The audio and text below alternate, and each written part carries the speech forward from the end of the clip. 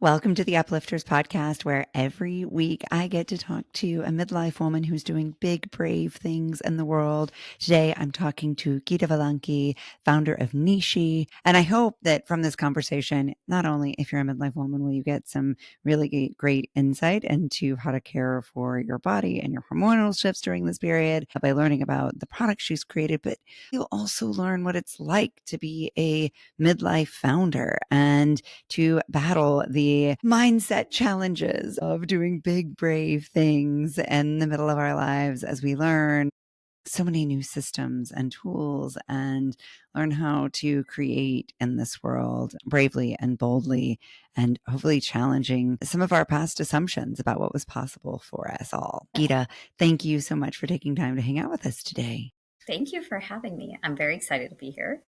So to kick things off, tell us a little about Neeshi and how it came to be. So Nishi was purely a mother on a mission. That's how everything started. I mean, the best. We have 3 girls, and my oldest at the time, who's now in college, was struggling with really heavy, painful periods. And we're talking 8 days or more, face just full of hormonal acne, couldn't get out of bed because her cramps were so bad, periods were so heavy, iron levels were low, and she was struggling every month. And she was a basketball and tennis player, so it was hard enough to go to school. But imagine, you're getting up at 6 a.m. for an 8 o'clock game. And I saw how hard it was for her. And it brought flashbacks to me as a 16-year-old. My periods were the exact same way. And I knew I had to help. Wow. And what was your background at that point? My background was high tech. I used to do M&A, global sales ops for businesses around the world. And I always grew up with functional food as part of my life. We would go visit my grandmother who lived in the village in India, and 9 times out of 10, something was wrong with us. She'd go to the kitchen first before she'd take us to the doctor or the pharmacy. Most of the time she hit it right, and it was something tasty and delicious, and we felt better. And so I always grew up with that mindset, as food has so much power and medicine and healing. And so that's really what I channeled, trying to help her as well. Wow. My mom, she put me on birth control because that's what she was told to do. Yeah. And I had terrible side effects for years, but the doctor kept saying, take it, it'll make you feel better. I don't think it ever made me feel better. It just gave me headaches and stomach aches and digestive issues and, all these things that I just didn't want for her. I love this idea of taking a much more holistic approach to caring for our bodies. And I'm 50 now, and so very solidly in that perimenopause space. And actually, the timing of our conversation couldn't be more perfect because I haven't had a period. Is this TMI? I haven't had a period. There is no TMI. Thank you. In like a month and a half, and I started today, and I feel so bad. Oh no. I'm like, I haven't had cramps in a month and a half. And I'm like, oh, this is terrible. I wish I had your beautiful products today because I feel like they'd be perfect for this moment. So what you're talking about is interesting because at the same time that I was on this mission to help her, my periods had become completely erratic. My entire life, every 4th Wednesday at 9 a.m., I would get my period. Like it was like clockwork. And suddenly I started getting my period every 14 days, and I was bleeding for 10 days. I was miserable. I was tired because I was losing so much blood. My hair was falling out. Like it was horrible. And then at the same time, my hot flashes, my night sweats, like all these crazy perimenopause symptoms kicked in. And so what's interesting is I actually noticed a change first. I started doing a lot of research, talking to functional health doctors, OBs, reading a lot, putting together different things. And I noticed that my hot flashes had stopped. Night sweats, which kept me awake in a pool of sweat every single night, had stopped. And my periods had slowed down. And for the first time in my life, my period was easier than when it was on birth control. It was amazing. But, I just kept thinking, it's me. I'm getting older. My hormones are changing, whatever. And then Anjali, true teenager fashion, from the top of the steps is yelling down. She's like, Mom, I don't have cramps. Mom, my period's already done. Mom, I don't have leaks. It's just like these things. And I saw her face clearing up really quickly. And it was just getting better and better. And so we did a lot of like on and off testing to figure out if it was really like this right recipe that was doing the changes. And then I was like, you know what? I've always wanted to go and do something the next phase of my career that's helping women. And to me, it was a nonprofit. And I was like, why do I have to do a nonprofit? I have this amazing product right here in front of me. So we decided to do a trial with, just women in our network, kind of all ages, all ethnicities, because I needed to know that it worked for not Mm-hmm. just my DNA. And the feedback that I was getting was just amazing. Women were texting me, their PMS went away, their massive headaches or migraines they'd get before their periods went away. They weren't finding hair on their pillow or their shower because their hair had slowed with the falling out. Just so many things. And it was so amazing to get this feedback from so many different people. They're like, Geeta, I never thought I could feel this great. What you've created here is amazing.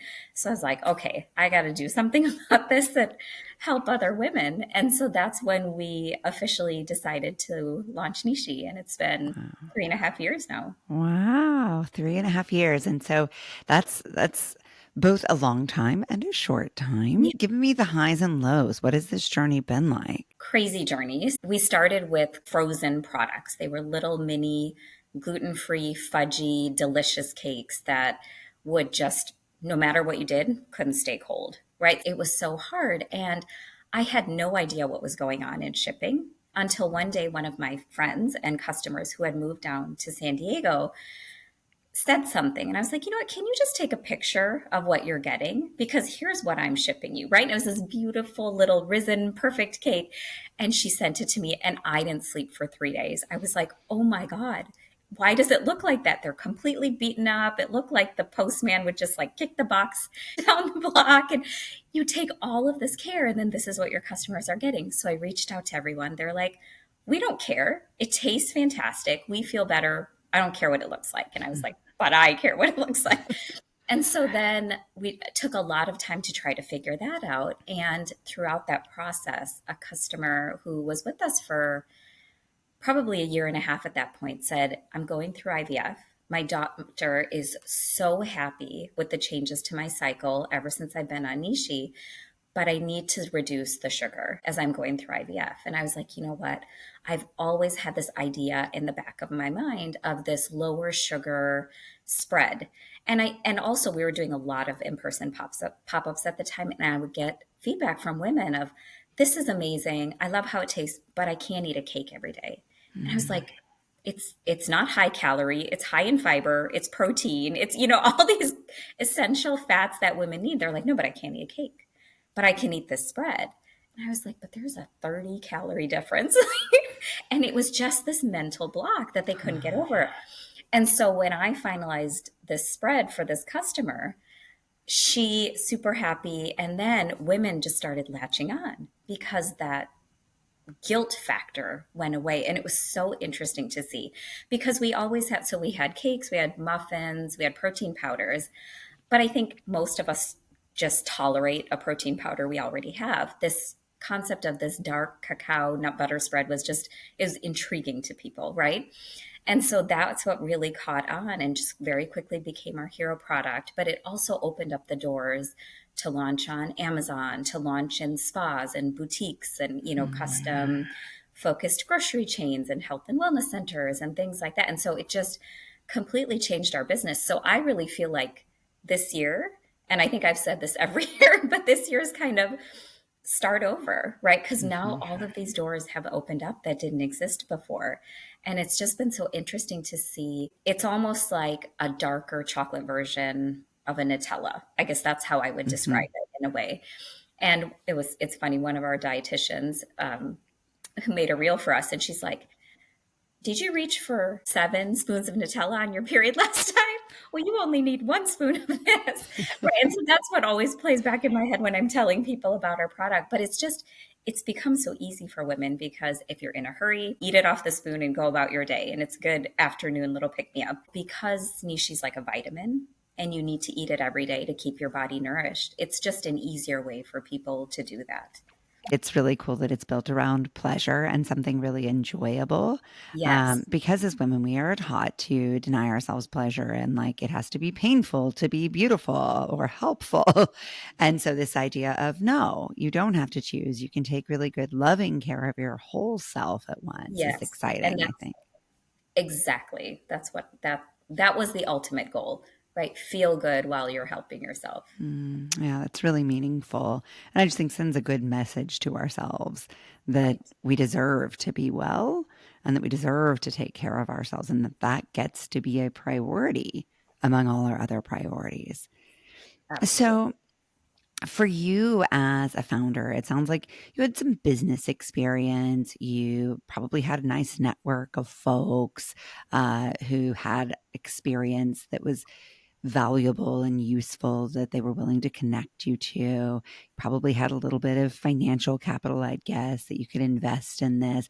And so you started out with lots of great advantages. So, how did you think about using and leveraging what you had available to you to counteract what you didn't have, which I'd also love to hear about? So I had a vast network, but all of my background as a management consultant in the high tech space, none of it translated over because I was always on the corporate strategy or operations side.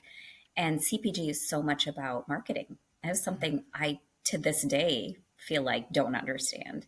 And so that was actually, I felt like I was starting over. You know, this network of mine, very supportive, very much cheerleading me on. But other than that, they're like, we don't know how to help you. We've never done this either.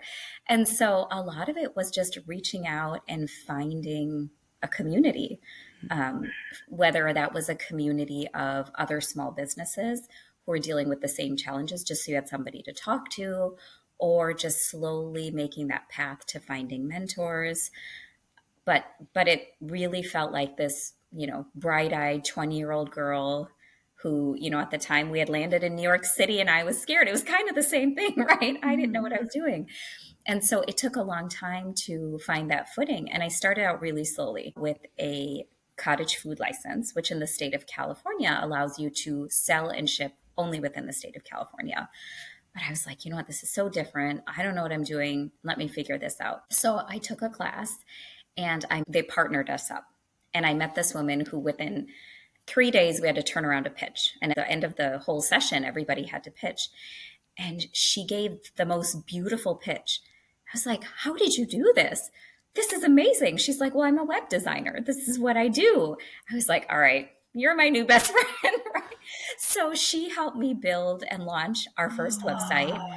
And honestly, we haven't talked enough about the role of my kids, but I would not be at this stage without my daughters. Like they have that vision and that artistic nature and that just like they're just good at marketing, which I'm not. And so between this woman that I met and my daughter, they launched this beautiful website. My daughter had taken the photos with her childhood friend. This woman took everything I had to say and put it together so nicely. So that's how we launched. And it was a lot of like scrapping and putting things together and child labor with my three girls who are helping pack and helping sticker. And they would do whatever they could to try to get me through. As I've gone along these years, I've met people who are amazing mentors who have connected me with, different experts that have helped us along the way. It seems easy from the outside, but definitely not from the inside. Oh, I love that story because so many of us in midlife have accumulated a wealth of resources. They oftentimes don't feel relevant. And yet, I think that's really important to any midlife founder to really consciously sit down and say, what are my resources? And be really honest about the value of those resources and how Right. you can maximize the value of the resource. Because otherwise, like if we sit starting from zero, it feels nearly impossible to build up. And I think that's the other thing we can take from your story here is that when we look big picture at what's in front of us, oftentimes it is too daunting to even begin. But when we get really specific about what we know, where our gaps are, we can learn how to fill those gaps. And so I heard you doing that as you took that course, and the more specific those become, the more they just become action items instead of Right. obstacles. Yes. And the more we ask for help, I think as women, as moms, right, a lot of us just, we juggle so much. We don't stop to think somebody's going to help us, or we don't think to even ask for help. And I think that changed so much for me. The other, you were saying like listening to what other people's stories and whatnot. And I heard a founder say on a podcast once, don't assume something's a no because you haven't heard back. People are just busy. And early on, that would stop the progress, right? Because I would reach out to somebody and they wouldn't respond. I was like, oh, they're not interested. Well, they probably just haven't seen your email, right? Or they haven't gotten your message. And so I think just getting behind that own hurdle we put out for ourselves changed things, but also maybe it was more for me because the story was personal. It's menstrual health or hormonal health, which you're not supposed to talk about, especially growing up in an Indian household. Don't talk about your period, go hide in a room like this is dirty, it's bad. You don't talk about it. And so now going out there with this message of my products are to help women's periods and this and it took me a long time to say that freely. And what changed that actually was the kids and how free they were, which was so amazing to me. I had told my girls one day, I'm like, when we were kids, we were so shy about our period. We would stuff our pad quietly up our sleeve or in our pocket and we'd run to the bathroom and hope nobody heard us, right? And I was like, I hope one day you guys can hold your pad or your tampon, just hold it in your hand and walk down the hallway. And they're like, Mom, we do. It's like, what? What do you mean you do? They're like, nobody cares. We yell across the hallway, do you have a pad? I got my period. Or like, boys are around. We don't care. And that was just, it sounds silly to say, but I was so proud of this generation at that point because it's just so important, right? They're sending us on this right direction of let's talk about it. Let's not have this negative stigma. And it was so great to see. I love that story. Even in these times where it feels like, we're so far behind. If there are these beautiful, bright signs that change is happening and that we are doing better by our girls. As I listen to your story too, I don't think this fear and shame is limited only to this theme, right? Right. For so many of our midlife entrepreneurs, that becomes part of the challenge. We're afraid to talk about our mission and our message. And then we wonder why no one else is listening. Right. And I think one of the big things I take again and again from founders is this charge to be your own best champion and cheerleader, and that the success of your business or your endeavor, whether it's for profit or nonprofit, relies entirely on your willingness to speak up and speak out about your mission. So you touched a little bit on this, but I'd love to hear kind of how you ramp yourself up to send that second email that says, hey, just checking in, or how you ramp yourself up to do outreach to people that you worry might say no to you, because there's always that risk if we're asking a question. What's the worst thing that can happen is they say no, and that's okay, and you move on, right? And it's funny you asked that because I just saw a friend, she's growing her business, I'm growing my business, and she's like, you seem so different. You don't seem as stressed out anymore. I was like, because I don't care anymore. I'm going to ask. I'm not letting these things hold me back. But also, I think the stress we put on ourselves, whether it's reaching out to somebody, whether it's just our life in general, the ones who feel the stress is us, right? No one else around us. And so I think it's letting a lot of that go. If it's going to take me 3-4 months to get a hold of somebody, that's okay. Let it take its time, because if you're putting pressure, you're not going to move the needle. You're just stressing out about it for no reason, and it's making your own life difficult. And so I think a lot of it was just those different realizations coming together, and just keep trying and you'll be amazed at who you're able to reach out to or get your products in the hands of. It makes a difference. We talk a lot in my work about courage capital. I know we Yes. all understand that we need to raise financial capital, but what we really need in order to underpin financial capital, social capital, any other capital that we rely on is courage capital, the bravery to go and ask these Yep. questions, to advocate for ourselves, to collaborate, all the things that you're talking about here. And so to hear that articulated so powerfully and what you're saying there, it's like, yeah, it is scary. It is Yeah. uncomfortable. And yet it is absolutely required. So, what do you think is your greatest strength or your superpower as a founder? That's a tough one. So I'll default to what other people have told me. I love it. And We love it's feedback. how much I care. I think I've Mm, gotten that feedback a lot, is so much of the thoughtfulness around the products and the connections makes a difference. And then the other point of feedback I get often is I'm a super connector. mm, And I think just, all those relationships you've maintained along your journey, being able to share that with other people. I realized most women don't do that. And it's kind of heartbreaking, right? And early on, I had reached out to some people that are very prominent on social media who always talk about like women have to support women and this girl power. They are the most vocal, but at the same time seem to be the least supportive. And that was actually very disappointing to see, because I'm not somebody to gatekeep. I'm not somebody to like, some of my closest people that I talk to on a regular basis are, you could say, direct competitors in the space. There is so much room for us to grow. There is no point in holding each other back, right? We all have to better this message together.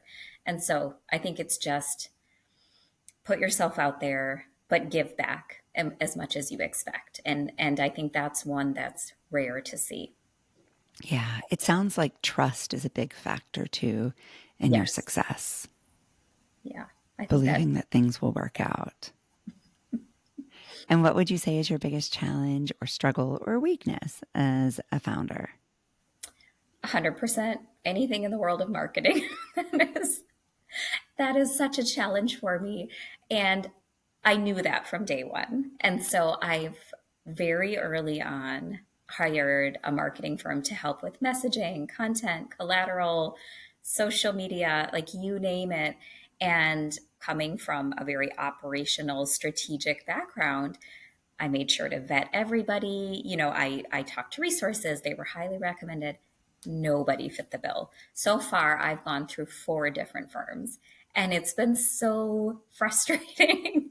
And the other day, I was talking to somebody, and they were like, "Oh, I'm so excited to talk to you because I'm probably going to take my jacket off mid call because I'm struggling with hot flashes." And she's like, "And I checked out your social and your website, and it's so nice. Who did that?" And I was like, "Me," right? I've had to do it because Mm. finding the right people to help has been really, really hard. So I guess maybe it's not as much of a weakness for me as it was in the beginning, but it's been a very, very hard skill to learn. That is not where my brain goes at all.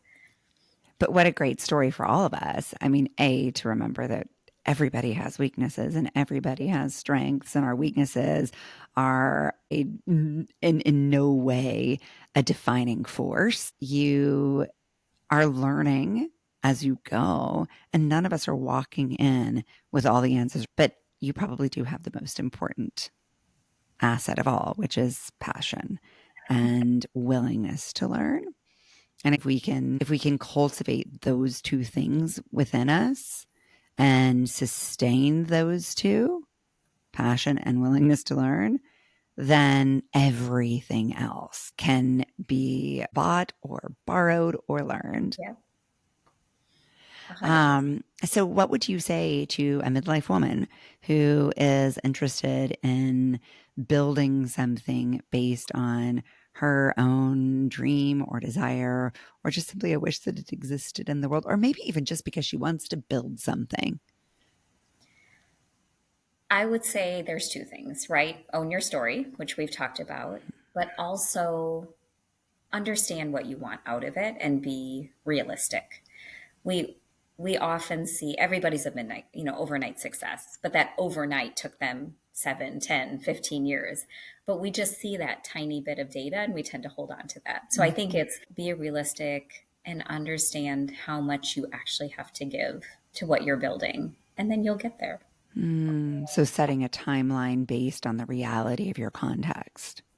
Whether it's a timeline, whether it's a financial investment, Uh-huh. whether it's how much time you have to give, I would say that that early planning stage is more and more important as we reach these different milestones in our lives.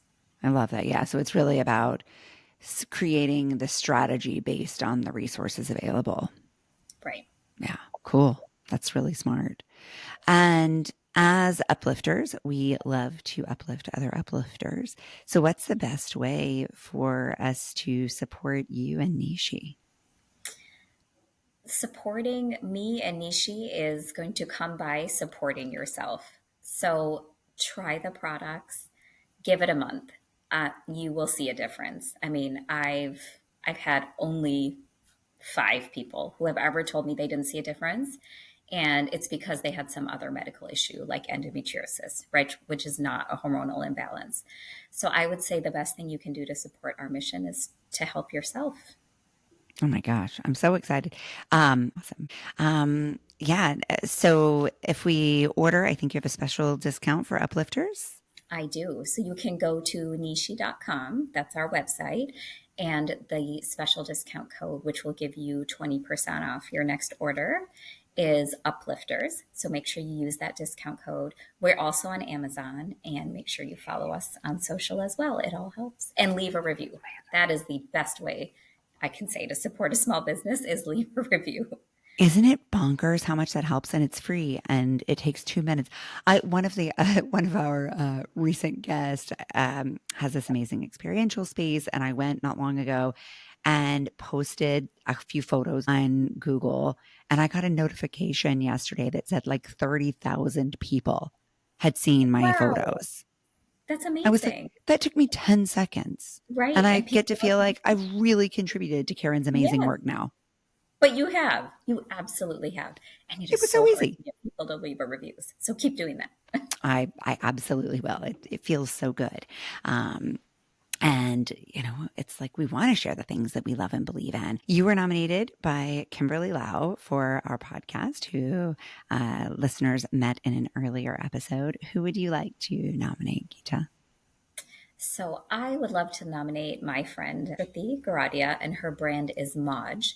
She makes these beautiful, thought out Apple Watch bands and jewelry that I think pair perfectly for a woman in her midlife who wants to look good with her jewelry and feel good with Nishi. We're actually doing a joint event this weekend that's look good, feel good. But I love how much thought and intention she puts into her products, but she also spends so much time working with artisans to give back and make sure that they're leading better lives as well. So her mission is very well aligned. I love that. And I can't wait to go check that out. I'm like waiting for somebody to make a really cute solution for my readers because I can't. Maybe she'll do that. Ask her. I'm going to ask her because I feel like in winter I wear a hat and so I can't keep them on my head all the time. But I Yes. also don't want the like open hanging glasses that you see everywhere. Claire V, I think, did like a little taco, but I'm like also not going to spend $500 on a piece of leather. So I've got needs. And I'm going to go look at We our have website. friends that can make that happen. I have needs and they are very important. I mean, that really is stuff that impacts our quality of life. It is. It Time I is. spend looking for my glasses is time I'm not spending doing meaningful work. It has been so much fun to meet you, Geetha, and I'm so excited to try your beautiful products and to keep watching where you go as a founder and an entrepreneur and to see what you've learned by year 5 or even 10. How exciting that is. Thank you. Thanks for watching the Uplifters podcast. If this inspired you, hit subscribe and tap the bell to stay uplifted. Give this video a thumbs up and share it with someone who needs a little lift today. Big love. Painted water sunshine with rosemary and thyme. Dwell in the perplexing, though you find it vexing. Toss a star and hover, be your own best lover. Relish in a new prime, plant a tree in springtime. Dance with idle hindsight, bring the sun to twilight.